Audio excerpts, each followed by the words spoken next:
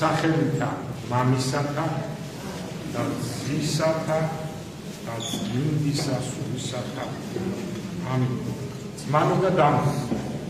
დღეს გამომდინარე სახარებიდან, სამოციქულოდან, წმინდანთა ცხოვრებიდან რამოდენიმე საკითხი დაგროვდა. და ისე დიდ თემებს მოვიჭიდებით, ვეცდები რომ ძალიან მოკლედ, იმიტომ რომ აი წარმოიდგინეთ რამდენი თემა. ამ ქვეყნიური ცხოვრების ამოვლება.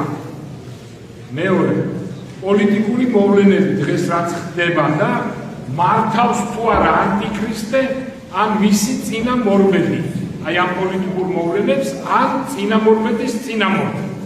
რას ნიშნავს ეს აუცილებლად? მესამე საკითხი მარადიული ცხოვრების შესახებ, რომელიც ნამდვილად მარადიულია და მთავარი. მეოთხე, როგორი იქნება მკვდრების აღდგომა და ქრისტეს გამოჩენა, იმიტომ რომ ზოგს ზღაპრად მიაჩნევს. მეხუთე და კიდევ სხვადასხვა თემები, მათ შორის ეგვიპტეზე წინასწარმეტყველება და ამით დასტური, რომ ქრისტე ნამდვილად მესია. რა ვიცი, ახლა მივყვეთ და აბა ნახოთ როგორ დავართმევთ თავს. ესე იგი, კიდევ და კიდევ ვიმეორებ იმ თავარ საკითხს მარადიული ცხოვრების შესახებ ჩემო ძვირფასებო, რადგან ცხოვრება კაცის არის 70 წელი და უკეთ ძლიერებაში 80 წელი, თითქოს ირონიით ამბობს წინასწარმეტყველი დავით. და მთელი ეს ცხოვრება ცოტა სიცივის სიტყვა შევინარჩუნეთ, ეს და ის კარები დავკეთოთ. ის კარები დავკეთოთ. ესე იგი, სულ შრომა, სულ ტანჯვა, სულ წამება, სულ მოკლედ ძიმია ცხოვრება, ხა თითოეულ თქვენთაგანი დამეთახა. თან ჯერ ერთი ბედნიერი ადამიანი ამ ქვეყნად როგორ უნდა იყოს, როდესაც სიკვდილი გვაქვს წინ, წარმოიდგინეთ.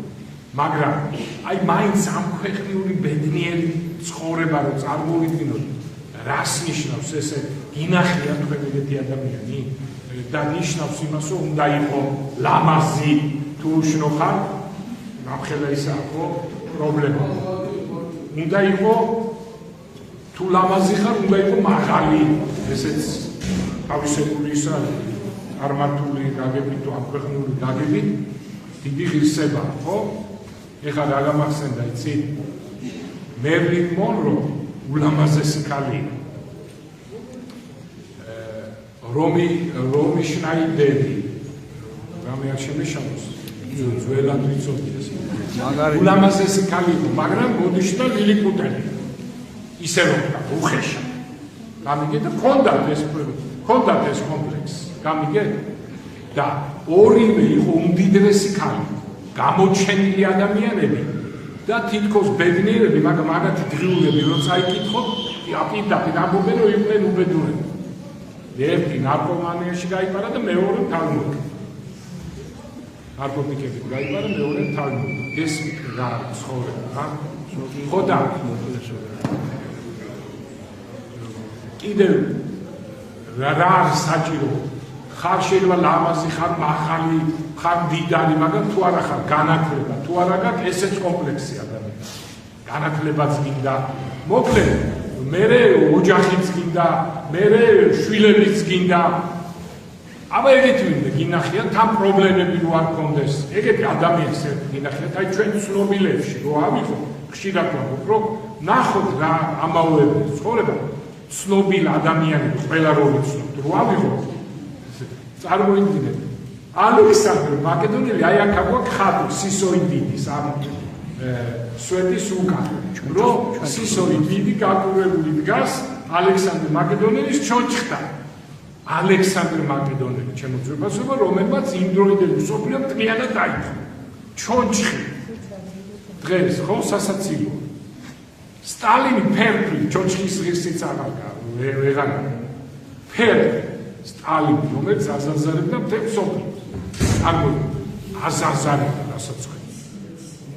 და არა მარტო აზაზარებდა, იყო ბელადი მთელი მსოფლიოს პროლეტარიატის და მთელი მსოფლიო თაყვანს სცემდა სტალინს. მარტო ეს კი არა აქეთა მხარე.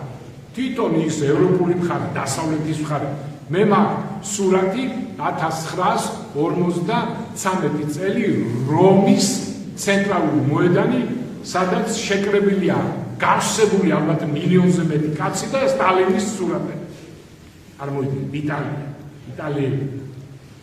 და დღეს ფერფლია სტალინი. ნუ ეხა აღარ ჩამოვთვლით ხო ვიცით არა დღევანდელებიც ავიღოთ ჩემო ძვირფასებო ხო აბა რომელ უმაღლეს არ არის დიდება პრეზიდენტები ნოე ჟორდანია გაიქცა ზვიად გამსახურდია მოკლეს სააკაშვილი ციხეშია და ასე შემდეგ და ასე შემდეგ სასაცილო ან რამე ინარდებო ან მინარი ამ ქვეყნად და ამქეთან გამომდინარე კიდე რომ ვერ მიხვდება ადამიანი კიდე რომ ვერ მიხვდება რა ამავება ეს ცხოვრება ამ ქვეყნიური ეს ძლიერი ხალხი ეს უდიდესი დიდი ხალხი თუ არაფერი არ არის და აგერ ნახე რას ამბობს ეს მომაკვეთე აგერ ნახეთ რას ამბობს ივანე ოქროპირი ჩემო ძვირფასებო რომ ნახეთო ნახე რას ამბობს გადი კაცო სასაფლაოზე და მიჩვენე მამა ის შენი დედა ის შენი ან სხვანათესავი შენი და გულისხმაყავ რამე თუ შენცა ეგრევე ყოფად ხარ შემდგომად მცივების სადაც რომელი ოქროთა შემკობილ ოქრო ემოსა და ასე შემდეგ შთაიხედნე საფლავსა და მიჩვენე დიდებაი მათი ვერ არასხედავ გარნა მატლთა წუხთა ძვალთა ნაცართა და მტვერსა იგი ყოველივე აჩნილი იყო და წარხდა და მართლაც ახლა ეს სიტყვები რო წავიკითხე გამახსენდა მამა ჩემი გამახსენდა დედა ჩემი გამახსენდა მთელი ჩვენი სახლი სადაც მე დავიბადე და ცხოვრობ მთელი ჩვენი სახლი პრესტიჟული სახლი იყო ეს ძალიან დიდრები ცხოვრობდნენ და სადა ახლა ის კაი ხალხი კი იყო მართალი გითხრა სადა ის ხალხი ჩემო ძვირფასებო კარგი გამდიდებული ხალხი იყო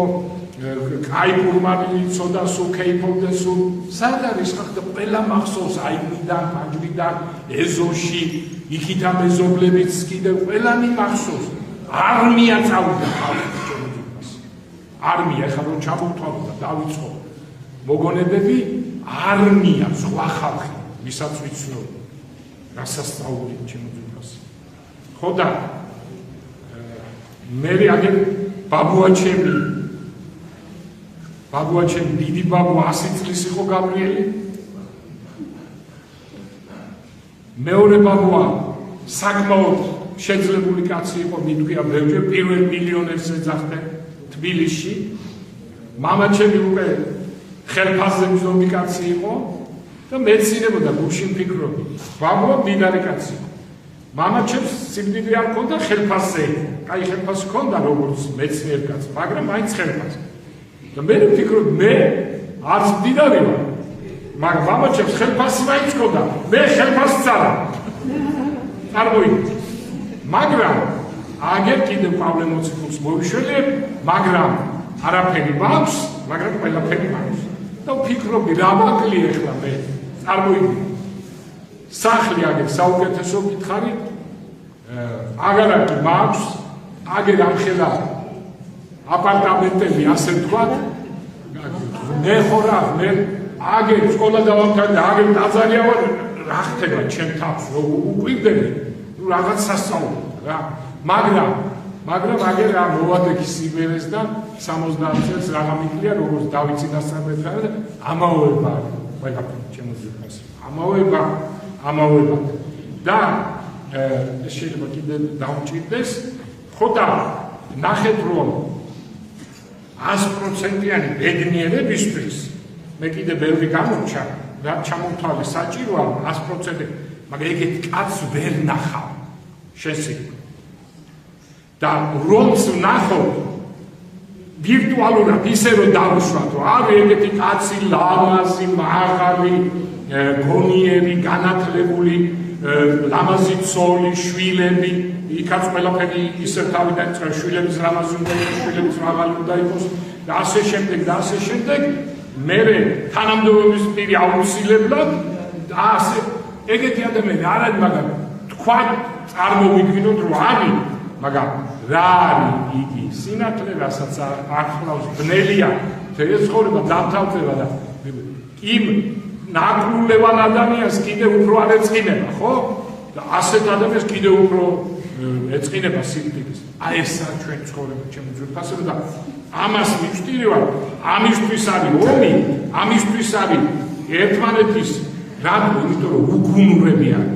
ადამიანი არის უგუნური, როცა ამას გაიაზრებ, როგორ შეიძლება ამ პოლიტიკური ომი, პოლიტიკური ბრძოლა, როგორ შეიძლება საერთოდ უსიყვარულობა ადამიანის და ასე შემდეგ, მაგრამ აი ადამიანის აპარტავნება, უგუნურება და იქიდან ეშმაკი ეხმარება კიდე და აი ვარ ესეთ დღეში. და ნახეთ, მაცხვარი ამბობს, რომ მე გეტყვით ვისა გეშინოდეს, ვისაც სიკვდილის შემდეგ შეუძლია თქვენი ჯოჯოხეთში გაგზავნოთ. ანუ მერქის უნდა გეშინოდეს, აი ეს ერთადერთი რაც მთავარი. და ესე იგი თქვენ ხედავთ როგორ დაიძაბა პოლიტიკური ცხოვრება, ხო? არნახული რაღაცა ხდება, ჩემო ძვირფასებო, არნახული.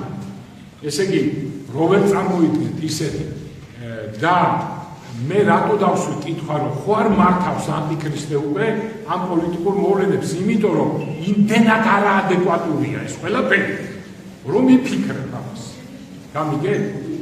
და ნახეთ, როგორი რამ ხდება, რომ დამთავრდა დემოკრატია, რაღაცა დემოკრატია, ვისაც ეგონა ვინც თხოვდებოდა, ვინც კიდე რაღაცა, ლამა ეს დამთავრდა. რა დემოკრატია? ის დემოკრატია კრილოვის გელი და სხვარი ისა კრავი რო გავიხსენოთ, აი ეს არის დღეს. ყოველთვის ეს იყო, მაგრამ ეხლა უკვე გაცხადება. და ნახეთ რა ხდება. ანტიქრისტიანულმა ძალებმა, deep states რო უწოდე, თავიდანვე არსებობდა ეს, ყოველთვის როცა ქრისტიანებს ებრძოდა, ნახეთ რა ხდება. იქით გრენლანდია და აბსოლუტურად ნახევარსფერო ჩემი უნდა იყოს. ისინი ამბობენ და ამისთვის მოძრაობენ. მაგრამ იქით ნახევარსფეროს ვინ ჩივა? აქეთ უკვე ევროპასაც ესხმიან თავს, ჩინეთსაც, რუსეთსაც, ირანსაც, მოკლედ ყველაფერი ჩვენია. აქ არ უნდა დავინახოთ ის, რომ უკვე ანტიქრისტიანული ძალები მოქმედებენ პირდაპირ და შეიძლება ანტიქრისტი არ მართავს, მაგრამ ანტიქრისტეს წინამორბედი, ჩემო ძვირფასებო, ნამდვილად შეიძლება რომ მართავდეს, იმიტომ რომ ჩვენ არ ვიცით ანტიქრისტე ჯერ არის თუ არა დაბადებული ან მოქმედებს თუ არა და უკვე, მაგრამ ნახეთ, შეიძლება წინამორბედი. ან შეიძლება იმ წინამორბედის წინამორბედი. აი ნახეთ პავლე მოციქული რას ამბობს?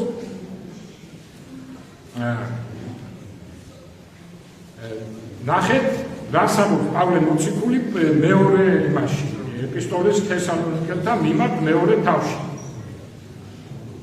გან არ გახსოვთ თქვენთვის გეუბნებოდი, რომ ის ზედაუქვის ანუ ანტიქრისტე მოვა ჯერ არ მოვა, სანამ განდგომილება არა და გამოჩნდება უჯრუების კაცი ზედაუქვისა, ღმერთად გამოაცხადებს თავს, ისე რომ ღვთის ტაძარში დაჯდება, როგორც ღმერთი და თავს ღმერთად გამოაცხადებს. ხო, ახლა იცი რა აკავებს მას? გამოცხადებს თავის დროზე, ვინაიდან უჯრუების საიდუმლო უკვე მოქმედებს, ოღონდ ახლა არის შემაკავებელი, სანამ შუაგულში არ მოვა. ვინ რა არის შემაკავებელი? ეს შემაკავებელი არის ზნეობა, ჩემო ძვირფასო.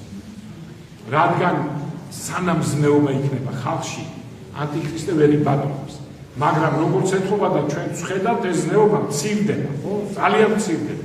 რაღაც 50 წლის უკან რა სიტუაცია იყო, ხო? რა სიტუაცია იყო, ისევ ცოდნებები ხალხი და ისევ საშინელება იყო ადამიანმა გაცილება. რა იყო ხალხი გახსოვთ ალბათ როგორ ესალმებოდნენ პეკინის ქუჩა მახსოვს განსაკუთრებით რადგან აფრიკაში ყოველთვის მოიხდიდნენ, ქუდს მოიხდიდნენ, ჩემო ძვირფასებო და ეს ესალმებოდა ხალხი. ეგეთ რამე ხა დინახიას. 1-2 კაცი თუ მდელს რომ დაინახავს, ქუდს მოიხდის, თორე დიდი პატივისცემა, სიყვარული იყო, ქალის პატივისცემა იყო, ჩემო ძვირფასე ეხლა თქვას გვასწავლია, ქალის დიდი კულტი თუ მინდა უწოდოთ იყო ქართველი კაცის ყველა ოჯახში. ყველა ოჯახში. უდიდესი პატივისცემა. ეხლა ციხეში ვიყავი და ერთი დამლაგებელი ქალი იყო, ერთად გამოვახეთ იმანიკიდან, აქედან მე და მობრძანდითო მამაო, მეუთხარი არავითარ შემთხვევით თქვენ მობრძანდითო, ვიჭიდავეთ შენ მობრძანდა სანამ არ შემოუშვი არ გამოვიდი რა. იმიტომ რომ მახსოვს ჩემს სახში ორი დიდი ბებია რა პატივისცემით იყვნენ, ჩემი და, ჩემი დედა, ვინ ყავდა კიდევ ერთი მამი და დედის მამი და ყავდა, ხელის გულზე ვატარებდი ყველა კაცს ჩემო ძვირფასე. გამიგე? ხო და ესე იგი ეს ახლა იკარგება, აღარ იკარგება. რამოდენიმე წლის უკან ეს სასაცილო გამახსენდა. რა ვიცი ხა მას ვინ იკარგება. ჩემ მეუღლეს ველოდები ახალი წლის პერიოდია უნდა მოვიდეს ახალწელი 2 დღეში და სერიოზული ხალხი, დიდი ხალხი, რა 40 წლის, 50 წლის კაცები მოდის ვიღაც საყვარელი ბებია ძვლის მოკუნთული ესე და გავიდა ეს კაცი და დაუგდო ის ხლაპუშკა. ძალიან დიდი ხმა ჰქონდა, მე გამისხდა კინაღამური აქეთ ვიყავ და საწყალი ქალი ესე იგი ახტა კინაღამური ის კაცი. ეგ განა და ხარხარებენ და იცი. გამიგე. ისეთ სასაცილო მომენტი კი იყო, მეც კინაღამ გამეცინა, მაგრამ წარმოიდგინე რა, მოხუც ხალხს ხო და იკარგება ეს ყველაფერი იკარგება ჩემო ძვირფასებო და აი ამიტომაც მე ვფიქრობ ეს პოლიტიკური მოვლენები ანტიქრისტე თუ არა, მისი წინამორბედი თუ არა, იმის წინამორბედები აკეთებენ და მე გამოვჩე ახლა და მაგრამ აღარ გადავშვი გეტყვით რომ თესალონიკელთან ეპისტოლეში წერია რომ ისინიო მარტო ანტიქრისტეზე კი არ ლაპარაკობ პავლე მოციქული იქნებიანო მრავალი ანუ ანტიქრისტეს მინდები წინამორბედი გამიგეთ უთხოვარად ეს პროცესი და რა ვქნა ჩვენ ქრისტიანებმა რა ხდება ახლა რა უნდა გავაკეთოთ ჩვენ ჩემო ძვირფასებო უნდა გავაკეთოთ ის რომ გადავირჩინოთ ჩვენი თავი. იმიტომ რომ დაუნდობელი დრო მოვა, მაგრამ ერთი კაი რამ ეხლა უკვე ვეღარ ორიენტირებ, იქ არის ერთი ადგილი ასევე პავლე მოციქულის ეპისტოლეში, ასევე სახარებაში 24 თავია მათესი რომ დიდი საშინელი დროება მოვაო ამბობს მაცხვარ ისეთი რომ არ ყოფილავ არასოდეს გამიგე მაგრამ იქვე ნუგეშ გვაძლევს ჩემო ძვირფასე მაგრამ ხოლოდ მცირე დროითო და უფალი გვიშვებს გამიგე ანუ ის რასაც ჩვენ ველოდებით იმ საშინელებას მოვა მაგრამ წინასწარ უკვე ნუგეშინი გვაქვს მოცემული ღვთისგან იმიტომ რომ იმდენად მცირე დროს იქნება ის რომ უფალი დაგვიფარავს და მართლების და რჩეულთა გამო, ანუ ჭეშმარიტ ქრისტიანების გამო, უფალი შეამცირებს მათ საზიზღვრობას, რასაც ისინი ჩაიდენენ ანტიქრისტიანები ბოლოს, როდესაც ეხლა ზუსტად ვერ იტყვი, მაგრამ როგორც აპოკალიფსში წერია, ზღვაში სიცოცხლე განადგურდება, დედამიწაზე 1/3 მოისმობა, მეორე 1/3 ვეღარ ისუნთქებს და ცეცხლით რაღაც სიკვდილს ინატრებს და დანარჩენი რაც რჩება ზოგს მოკლავენ ვინც არცემს თაყვანს ანტიქრისტეს და და ესეც საშინელებები იწყება მაგრამ კიდე გიმეორებ სანამ დაიწყება თუ ჯერ არ არის ეს დაწყებული მანამდე მაინც ასე თუ ისე მშვიდობა გვექნება და რაც შეიძლება ამ ქვეყნად ვიყოთ ჩვენ ბედნიერი იქნება ეს ბედნიერება განსაკუთრებით ჩვენ საქართველოზე, როგორც ჩვენ ახლა ისტორიიდანაც ვხედავთ და ყველანაირადაც ვხედავთ და აი ამ მომენტში, აი ეხლა რასაც ვხედავთ ჩვენ. იქნება, მაგრამ ის ბოლო დრო, რომ დაიწყება და ეხლაც რა თქმა უნდა, ისეთი დრო მოვიდა ჩემო ძვირფასებო, რომ ადრე თუ რაღაც ადვილად ვებრძოდი აპარტავნების უნებას, შედარებით ადვილად მრუშობის უნებას, შურის უნებას და ასე შემდეგ ყველა უნებას დღეს უკვე გვიჭირს. ძალიან გაჭირს. რატომ? იმიტომ რომ როგორც ერთმა ბერდიდმა, სტარეცმა ამას ვერ ვიშოვებთ ამ სიტყვას იმიტომ რაღაცა კარგად ჯდება თქვა თუ ადრე ერთ პიროვნებას ერთ ადამიანს ერთ ქრისტიანს ებრძოდა ერთი ეშმაკი დღეს ლეგიონები ებრძვის თითებს გამიგე ამიტომ გარდა ამისა რა ხდება სანახაობა გარეთ რა ხდება ასე შემდეგ და ასე შემდეგ ადამიანი ძალიან სუსტია და ადამიანი აი ესე მერხელ მდგომარეობაში ამიტომ უნდა გაუძლოთ უნდა ბოლომდე აი ესეთი მდგომარეობაა ჩემო ძვირფასებო დანარჩენ საკითხებს ჯერ უკვე ვეღარ ვეხებით იმიტომ რომ რაღაცნაირად ბევრია ძალიან არ ხო კი მოწესრიგე ვიტყვი რაღაცა თავარი მინდა აი ესეთი ამბები ასე ჩემო ძვირფასო არც უნდა შევშინდეთ და კიდე ერთი თავარი და ამის დავასრულებ ჩვენ გვაქვს მისია თითოეულ ადამიანს ჩვენ მისიონერები ყველა სასულიერო პირები კი არა მაგრამ თქვენ ყველა სადაც ხართ როგორც ხართ თქვენ შეიძლება ამას ვერ ხედავთ მაგრამ ქრისტიანი ანათებს აი რომ სიბნელეში ანათებს ბევრჯერ მითქვი რომ მითქვამს რომ სამსახურში სადაც არ არიან ეკლესიური ხალხი და არის ერთი ეკლესიური ადამიანი ის მარილია იმ საზოგადოებას ის სინათლეა იმ საზოგადოებას იმიტომ რომ ხალხი ისინი ხედავენ რომ ადამიანი ქრისტიანი არ იბრძვის კარიერისთვის რაღაცა შურსაც რგუნავს მრუშუნებას გუნავს არ მრუშობს ესეთი ადამიანი სასწაულია და მაგალითია შეიძლება დაცინო მაგრამ ის ვინც დასცინებს გუნში მაინც ეკვის ფსიქოლოგია ადამიანი ესეთია იტყვის აი კაციც ესა აი ნამდვილი ადამიანი ესა აი ნამდვილი კეთილი ესა მაიტყვის შეიძლება იჭორაონ იმაზე და იქ მე სხვანაირად თქვას მაგრამ გუნში მაინც იტყვის ჩემო ძვირფასო ამიტომ თვითეულის თქვენგან არის ნათელი სოფლისა და კიდევ ერთი ჩვენ მისიონერები ვართ და ესე არ შეიძლება რომ მარტო ჩვენზე ვიფიქროთ ცხონდეთ ჩვენ ამიტომ ვართ მისიონერები რომ ეს დიდი განძი სხვასაც გავამდოთ სხვასაც ვაჭუქოთ მაგრამ თუ არ ინებებს ვინმე თუ არ ინებებს საერთოდ მარტოც რომ დარჩე ადამიანი აი მე დაიფაროს ოჯახის წევრებიც რო განიგდეს ყველა და ერთი დარჩე შენ იქნები შენ უნდა იბრძოლო ბოლომდე რადგან მაცხვარი ამბობს რომელსა უყვარდეს ცოლი შვილი ნათესავი და ასე შემდეგ ჩემზე უფრო იგი არ არის ჩემ და ღირს ამიტომ პირველი ორიენტირი უნდა იყოს ღმერთი პირველად ღმერთი და დანარჩენი შემდეგ მაგრამ თუ არ უნდა სხვებს მაშინ აგერ მამაკახაბესა კაი წარწერა მაქანაზე ათანასე დიდის სიტყვები რომ თუ სოფლიო წავა ღვთის წინააღმდეგ მაშინ მე წავალ სოფლიოს წინააღმდეგ ჩვენთან ხო ეს ხატი საინტერესო ხატია ჩემო ძვირფასო გამოიტანე ჯვარი რომ როარ დავხაზოთ და ხალხი თქვენს გადაღებული იქნა ფილმი